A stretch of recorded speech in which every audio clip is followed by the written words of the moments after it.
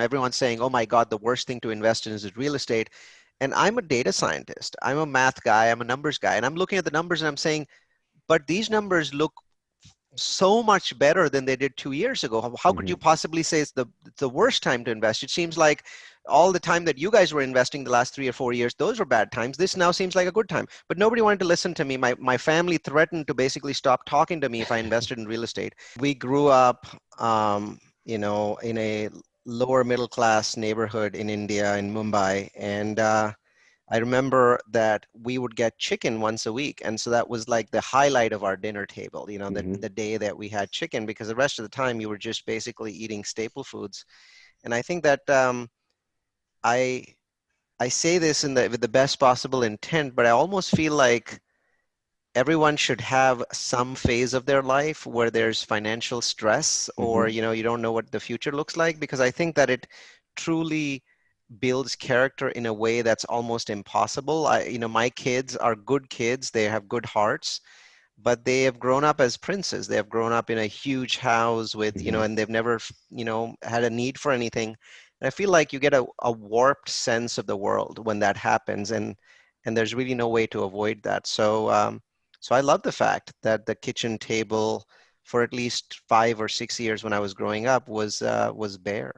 Yeah, and I couldn't agree more. I think it really does prepare you for so many different things in life, going through those challenges early on and that. So could not agree more. That was a fantastic answer. Did you have kid or siblings as well? I had two. I had a brother and a sister, and they were twins. They were younger than me. So my dad died when they were six. I think they were like five, and so Hmm. I was also dad for them, right? So I was elder brother. I was 6 years older, so I was their dad figure growing up. So I had to be very careful around the dinner table on what to say and what not to say, Hmm. so that they wouldn't feel bad. So you're sort of a leader very, very early on. Had to So be, yeah. yeah, no, that's great. So talk a little bit about what happened next. Were you the entrepreneurial type growing up? Were you the one who was always trying to sell something or make some money here and there? Or when did the entrepreneurialism bug finally hit you? No, actually, it was the exact other way.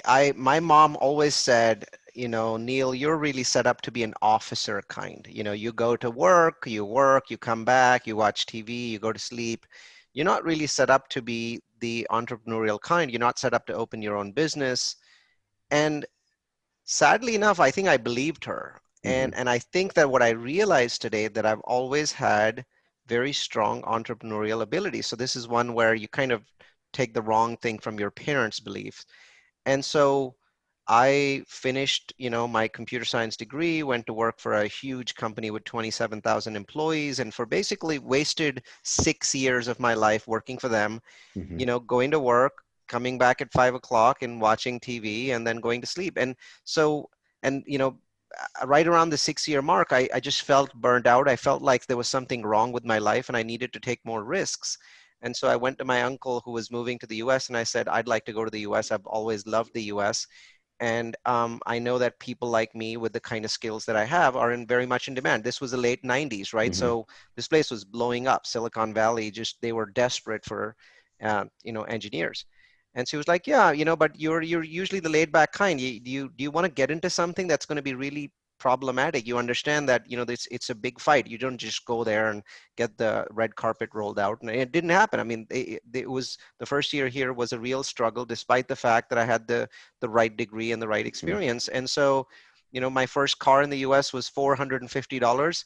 And Hmm. I'm proud to say that I sold it 9 months later at $550. So I made $100 on that car.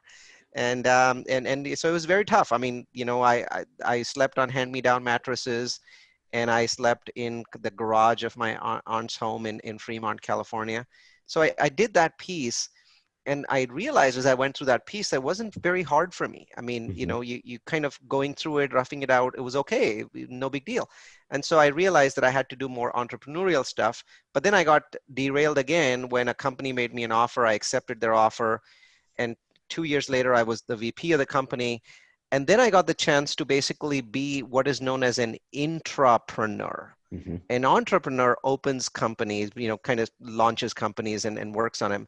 An intrapreneur does the same thing inside of a company. Mm-hmm. So the CEO of the company, his name's Paul, was a visionary. He's a very, very smart guy, Iranian guy that had a PhD and a master's degree, I think from two different universities here, like genius level smart. I think what he realized was that I was the kind of guy that loved launching companies, but I wasn't really truly comfortable with going out there and doing it myself. I'd like to do it under an umbrella. Mm-hmm. So he allowed me to basically take crazy ideas that I had and make those ideas come to life. And we launched 4 companies. 3 of them succeeded. One of them Wow. never grew beyond $100,000 a month in revenue, so we eventually shut it down after trying for 3 years, even though Mm-hmm. it was profitable. It was just too distracting, compared to the other businesses. And so we went from, and it was predominantly in the education arena, so technology education, Mm-hmm. emergency medical services education, nursing education. So we kind of created all these companies and then sold them together as one package deal on one day in 2013. Oh, So wow. from 1992 to 1999 to 2013, we were building these companies together Mm-hmm. as 2 partners. I was the junior partner, he was the senior partner. So it was really nice to be able to be an entrepreneur and still be inside a company, still have a salary and still know that Mm-hmm. was there. So um, in hindsight, Matt, I feel like it was bad for me. But while I was going through it, it still felt good to create these new companies and still basically have the confidence that, I had a W-2 salary. Mm-hmm. I just feel like I didn't stretch far enough because of that. There was just a comfort zone. Yeah, yeah. So you stretch outside of that comfort zone. Is this when you got into real estate at that point? Yeah, yeah. So 2013 was when we sold that company, and I'd been doing real estate for a while before that. Okay. I got into real estate in reverse. Yeah, we decided to build our own campus instead of renting from other people, and so the CEO basically threw me, straight into the water there, saying, you help me build it. And he knew a lot. I mean, he knew a lot more than I did about building and constructing these things. And so obviously the mentorship was phenomenal. But I had to learn an incredible amount about real estate Mm-hmm. when building a campus from scratch. So, I mean, most people start with a minor rehab of a room. I started with a $6 million campus that had to be ready on July 4th, 2004. Yeah. Otherwise, we had a $10,000 a day penalty to our landlord, General Wow. Motors. So Wow. we paid one day. We paid $10,000 for one day, but it was ready. Yeah. And there was a lot of, sleeping bags going on, basically sleeping there so that we could get things done faster just to build it. And then I caught the real estate bug, and I started basically investing in real estate using technology. So that's what I'm known for. I'm known as Mm-hmm. the Mad Scientist, and my brand is basically the use of technology in different aspects of real estate and using that to 10x our business. So talk a little bit about some of the things that some of the applications that you're using technology in. How are you using it to, I don't know, maybe identify a property or identify areas? Can you talk a little bit about how that works? Sure. I'll start with an anecdote of how I did it, and then I'll talk about how I use it today, right? Okay. So it's 2009. I'm making a lot of money from my tech company, but the real estate world is falling apart. Everyone's saying, "Oh my God, the worst thing to invest in is real estate."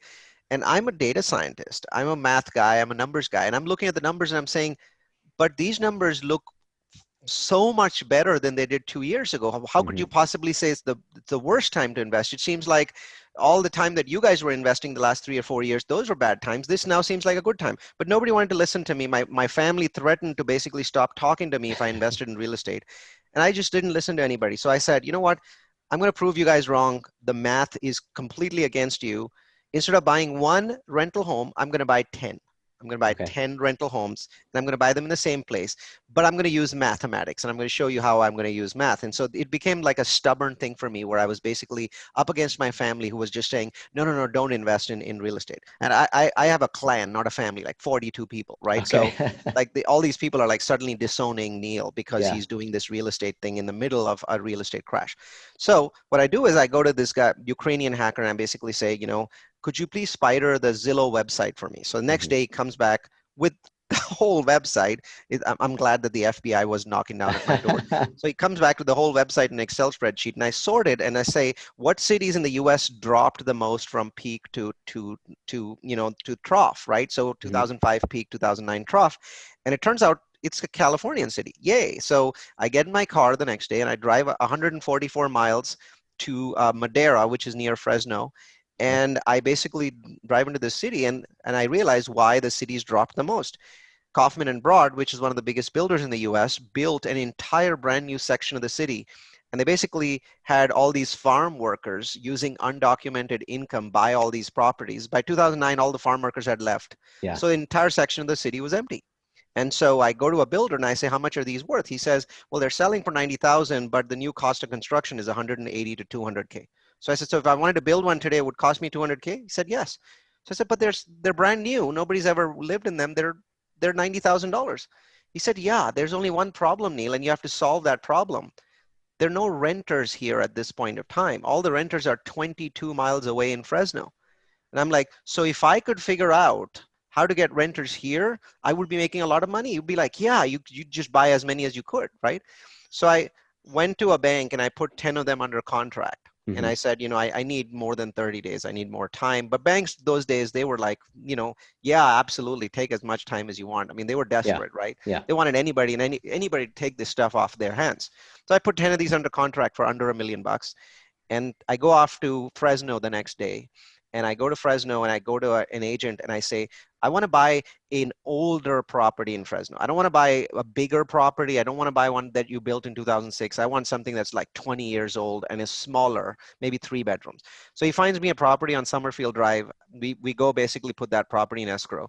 And then I go back to my Ukrainian hacker and I say, I want you to look at every rental listing website in the US. Figure out how to hack him, so instead of one listing you get 50 or 100 Hmm. listings, right? Figure out how to do it. And he figured out like 12 different ways that he taught me, and bombard me with an absolute avalanche, a mountain of leads about this one property in Fresno. Yeah. So it's like, I don't know what the heck you're doing, but hey, I'm getting paid, so I'm going to shut up and do it, right? So within 3 or 4 days, I start getting an absolute, all I've sent him are pictures and descriptions of this one Fresno property. I'm getting an absolute bombardment of leads. So what I do is basically, um, I hire a person in the Philippines, and I have her process these leads. And one of the things that we start telling people is that, we that property we think is gone. We think there's a lot of interest in it, but there's these other Uh-huh. properties. They're 22 miles away. They're brand new. Here's a bunch of pictures and a bunch of videos. So I paid $500 to a videographer to take these exquisite pictures, the ones Hmm. that are super saturated and look Hmm. phenomenal. And we're sending them videos of property after property after property. And people are like, no, no, no, no, this is bullshit. I don't want to go to Madera. I live in Fresno. But if you get a mountain of leads, only one person has to Hmm. agree to check a property out of every 100 leads. So in 30 days, we must have processed like 3 or 4 thousand leads. Wow. Wow. And doing them in real time, 12 hours a day, is the Filipinos just pounding the phones and Yeah. sending text messages, and we're like all like on top of it. And we had to do it very quickly because you can't keep the properties in contract forever. Yeah. You have to pay for them, right? So Right. there's a point at which your money is going to go hard, your deposit is going to go hard. So we had to figure out how to fill them. But I think 35 days later, I had $11,000 in cash flow. Wow.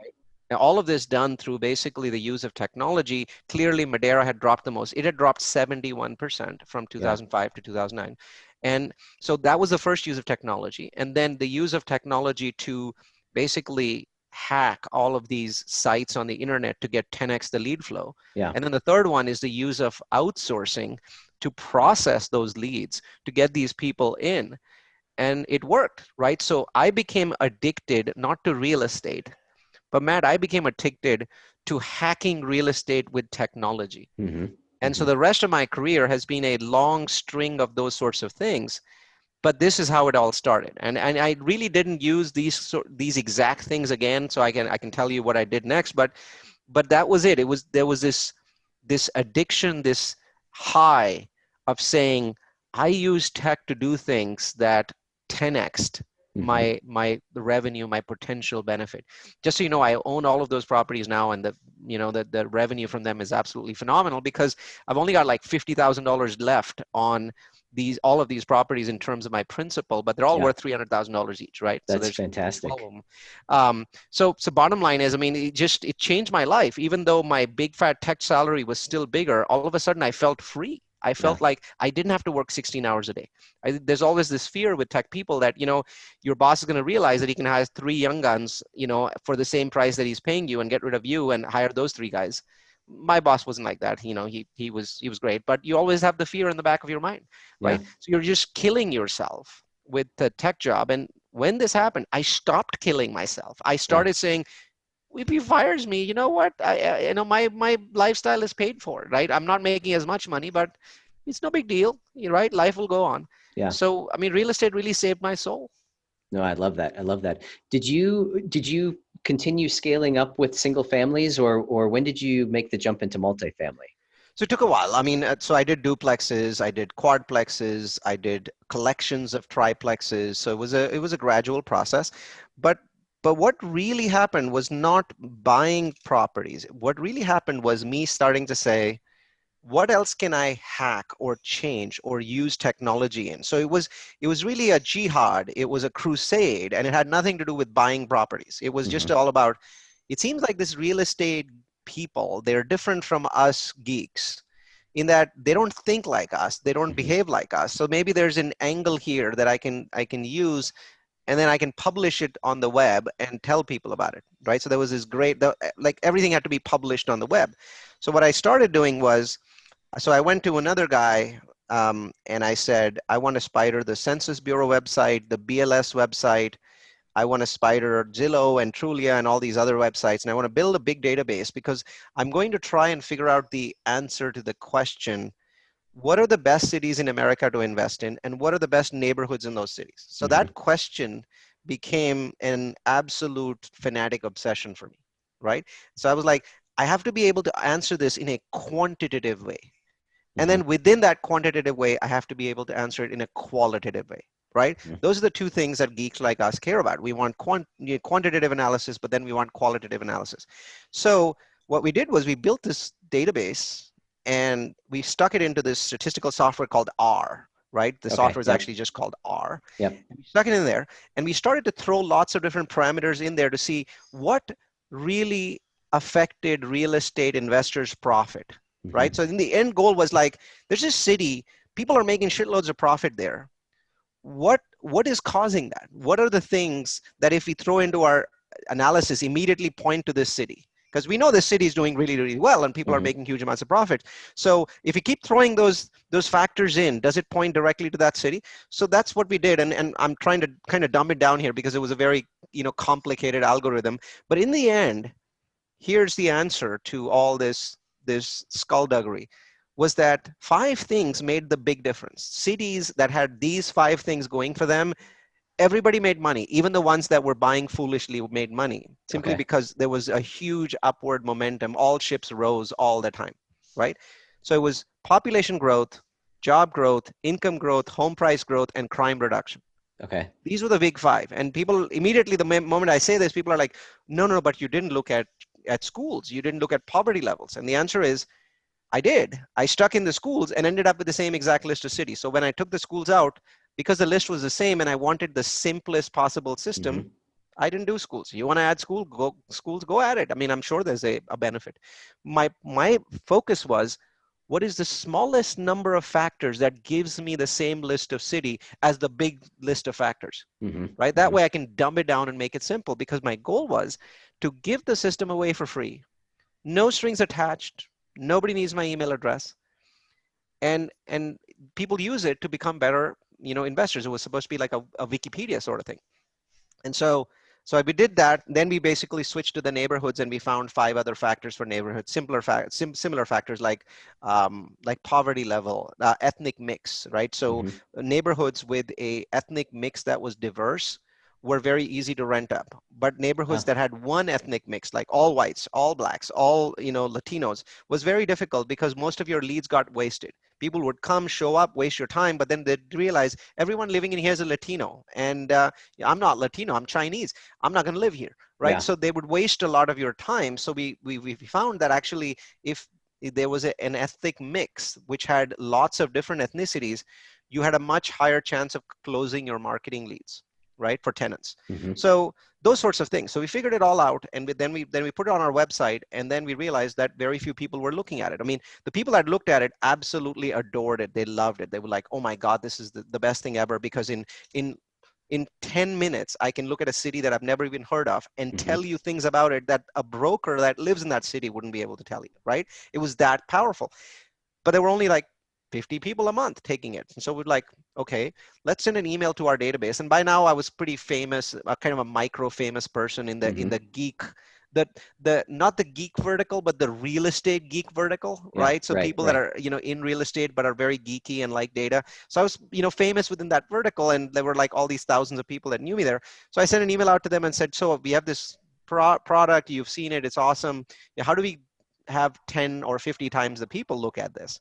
And that was actually a great email because the answer that came back was really straightforward. Three of the people that sent it back said, you need to look at online education portals, create a video course and stick it there. And so I Google it, and the biggest one is udemy.com, Hmm. udmy.com.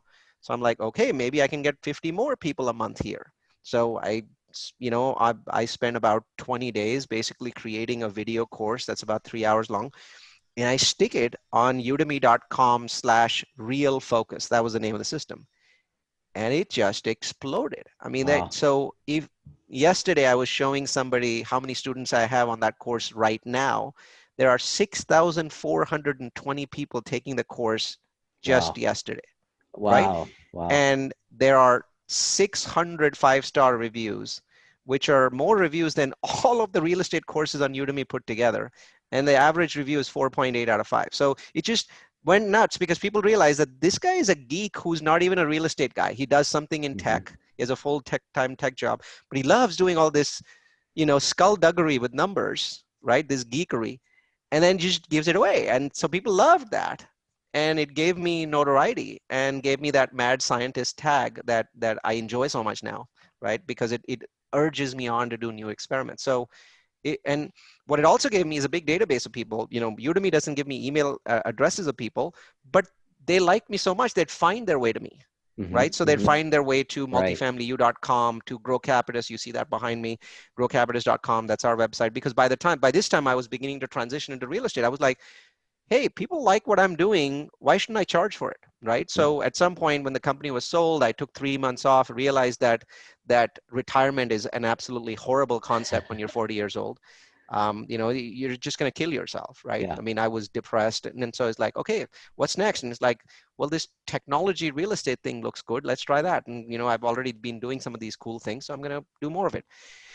And it was a very smooth transition because I had a big database, I had a big following. So I transitioned, ended up with over $300 million worth of real estate. Hmm. Half of it is new construction, half of it is value add. There's some student housing in there. We do industrial projects, we do public storage, but the core is multifamily. Okay. Okay. So Excellent. so that, I mean, it all seems very planned out. It was horribly disjointed and sort of things just happened But it over all a is, very long period of time. it's all come together though. No, that's a hell of a story. God, there's so many different directions that we can go here. So are you still using a lot of outsourced workers at this point with your processes today? Absolutely. Yeah. So we have 24 employees at last count, maybe 25, and 18 of them are full-time employees that are outsourced. We believe that the perfect company today, two-thirds of the employees are outside the US and one-third are in the US. Hmm. If you try to cut the US piece anymore, the company loses that flavor because Americans know what Americans want, Yeah. right? So you lose that flavor. So we keep it at two-thirds, one-third, almost religiously, even though there's no mandate to do that, but it stays at that level. And they work in every aspect of the company. They're all full-time. They all work 40-hour weeks. Hmm. and they all work US time. So they're not allowed to work anytime except 8 to 5 US. And so that portion of the business became huge. And then eventually I started writing courses, video courses on how to 10x your business using virtual assistants. And every time I hold that as a webinar, at least 1,000 people show up. Wow. So I've heard that that's been the most productive course that people have taken from me. So these courses are all free. They're on multifamilyu.com. That's multifamily followed by the letter u.com. And we get about, I'd say about 50,000 people that sign up for our various deep dive webinars. And we do webinars on all kinds of things. We do Yeah. town halls on impact of COVID on real estate, impact of COVID on student housing, impact of COVID on industrial, impact of COVID on multifamily, single family, right? I mean, these are very deep dive, and we bring in people that are geeks. Yeah. We're a bunch of geeks, and we tend to collect other geeks in our ecosystem. And so we're pretty famous for that. No, I love it. I love it. So with your program, and I don't know if you dive into some of the tools that you use for managing the outsourced workers. Does that, is that all covered in there, or It's is that very something? descriptive. Yeah. So, I mean, that virtual assistant piece, it starts out for the first 20 minutes explaining how to recruit them Okay. through a series of, I think, 6 demos. So it goes in, looks at the actual websites, shows you the filters. There's about 12 filters that we use because the overall quality of virtual workers is awful. It's just Hmm. incredibly bad. And so these 12 filters allow you to get to the top 0.1%. And so you'll actually watch me doing 12 different filters. But then other than that, there's other filters. Even if you have good people, you need interviewing skills. So we Hmm. show you how we filter people after we like them and say, yep, I want to interview this person. But then we have further filters in place, including disc tests that are free. So we give away, these free disc test links Hmm. that most people don't know about. And then we go on how do we manage them? Like, what are the best practices of managing virtual assistants? What do our reports look like? So we show live reports. And then we talk about how do we embed them into our life. So I give people examples of how they make my life better, Hmm. not just my company better. So it's extremely descriptive. I think there's 27 demos. Oh, that's great. Do you have what's next for you? Obviously we're going through the COVID event, and there's all of this speculation what's going to happen with real estate. Obviously, you probably are still looking for deals at this point. What are some of the things that you're doing now that you're that we're in this position?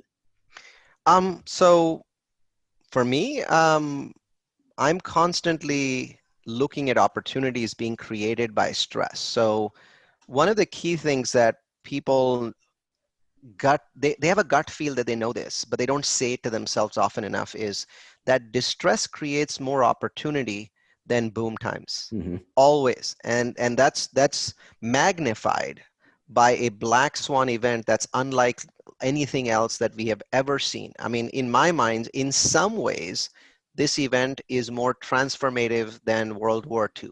Not Hmm. in all ways, but in some ways, because we have an economy where millions of CEOs had to learn how to work from home, Hmm. right? Work office habits didn't change in World War II because no foreign soldier stepped on US soil. So as far as our country is concerned, it was not as transformative as Europe, where basically the whole continent was demolished, Hmm. right? So here that didn't happen. So our work habits didn't change. But in the last 4 months, we have taught the most important people that drive our innovation and our businesses forward. These people are key to our future. All of them have been forced to learn how to run businesses from home. And that is an absolutely transformational change. There's no going back from that. And the impact of that is going to be much greater than the healthcare impact of COVID. And I Hmm. don't want to minimize the healthcare impact of COVID. 130, 160,000 Americans are dead. So it's obviously a huge impact. What I'm trying to say is that if you compare a mountain to Everest, Everest is going to look better. The impact of COVID is much larger in Hmm. the way that it did two things. 3, I should say. Number one, what COVID has done is that it has change the way we work forever. That is not something that we can go back to. And even if 80% of companies go back to where they were pre-COVID, it will be ridiculously transformational, because Hmm. that means that 20% of companies in the US are working a different way. And that changes things in a way that's so radical that we can't even begin to explain that to people, right? So that was the first impact that it had. The second impact, which is tied to the first one, is that there's going to be a portion of the US workforce that does not need to live in expensive cities anymore. They don't Hmm. need to fight traffic. They don't need to live in these expensive places. They can go out and choose cities based on their interests. If they're skiers, they'll head to Provo, Hmm. right? If they'll go to Idaho or Boise if they like, canoeing or things like that. So they're going to be heading out. They're going to go to Montana if they like, the ski slopes. I mean, so there's a lot of these amazing places in the US that people have never lived in because they were nervous that their bosses truly didn't like work from Hmm. home. But now that companies are making announcements and CEOs are working from home, it becomes much easier to take that step. And that changes the way real estate is done in this country. When I'm in such a transformative time, to answer your question, I'm doing a lot. I mean, I am looking on the one side, creating funds to buy distressed hotels. Hmm. On the other side, I'm buying industrial, because the third and final transformative effect of COVID was this. E-commerce grows 5 times the speed of the US economy. The US economy runs at 2% GDP growth. E-commerce runs at about 10%. So it's Hmm. already 5x the US economy. It's the fastest vertical in the US economy. In the last 12 months, which included all these COVID months, e-commerce grew at 77%, while the US economy grew at zero, Yeah. right? So at the very least, you can say it's 77 times faster, right? So what has just happened, Matt, is that 7 years of e-commerce growth has come in 4 months, Hmm. right? And that is also something that we can't step back on. I had used DoorDash 3 times in the 2 years before COVID, all in 3 times when I was in a food desert somewhere checking out a property, Yeah. right? I've now used it 15 or 20 times in just the last 4 months. I don't think that changes, because now all of my favorite places I've got, DoorDash plugged in. So now it's just pick up iPad, click DoorDash, click repeat, done. Yeah. That's how many clicks there are. Maybe there's 2 more clicks, but it takes roughly 10 seconds to order food now, Yeah. Yep. right? And I'm a technology guy, and I wasn't doing it before, right? Imagine how many non-technology portions of the workforce were forced to do these online things. My wife's a school teacher and has now learned Zoom and has now learned Google Classroom, something that you couldn't hold a gun to her head to do. She Hmm. had no choice. That was Yeah. the only way to connect to students. So the economy becomes digitalized in a way that is almost radical because it was forced on us. And that third change means that we need more industrial and warehousing in this country, and we need a lot less retail. Hmm. So I'm looking at plays on retail conversion. I'm looking at building industrial warehouses throughout the United States in key markets where freeways intersect. Like Salt Lake City is a place where freeways intersect. And then that whole North Carolina to Georgia, Atlanta area is where freeways intersect, because there's going to be just so much shipping, right? Yeah. Yeah. And I have an anecdote about that I think is relevant. So I've always ordered a truckload of stuff from Amazon. Hmm. So I've always had trouble with, on Thursday morning when the trash guy comes in, my recycle bin is always, full. And so what I've been doing is, and my neighbors know this, on Thursday morning, I wake up early and I go around basically filling up other people's recycle bins. And most of the time there's a little bit of space in other people's bins. In the last 4 months, I haven't been able to put one box in other people's bins. Yeah. I've seen other people roaming around on Thursday mornings trying to find empty bins, Yeah. right? So things change. And so today is a great time because there's stress, there's distress, and most of that distress is ahead of us. I mean, very, very little distress has happened in real estate at this point. I can't even really point to something and say that's distressed. But there it isn't, because it takes time, right? Hmm. So the next 12 months are filled with opportunity. Why wouldn't I take advantage of it? Yeah, no, I love that. That's fantastic advice. Neal, if someone wanted to learn more about you, about any of your products, you've mentioned Udemy a couple of different times. Where would you direct them? Where would you say is the best place to send them? I think that, whether you're interested in investing in, technology driven syndications, or you're interested in learning how to do what we do, because we teach boot camps about that, or you're interested in just taking our massive array of free courses, the best place to go to is multifamilyu.com. That's multifamily followed by the letter u.com. The other option is, if you want to listen to I've been on about 200 podcasts now, is just to type Neal, Neal Bawa, Bawa, and hit enter in Google. I have the extreme fortune and extreme misfortune of being the only Neal Bawa on the World Wide Web. So the first 300 or 400 articles are all about me. There's podcasts, there's conferences that I'm presenting at that have published their videos of the conference. And then all kinds of geeky articles from me. So watch out, Geek Alert. Love it. Love it. No, this is fantastic, Neal. We could go on forever and ever. I have so many different questions for you. So perhaps in the future we can get together again and Sure. do another episode. But thanks for the time today, and thanks for sharing your secret sauce. Sounds good. Thanks so much.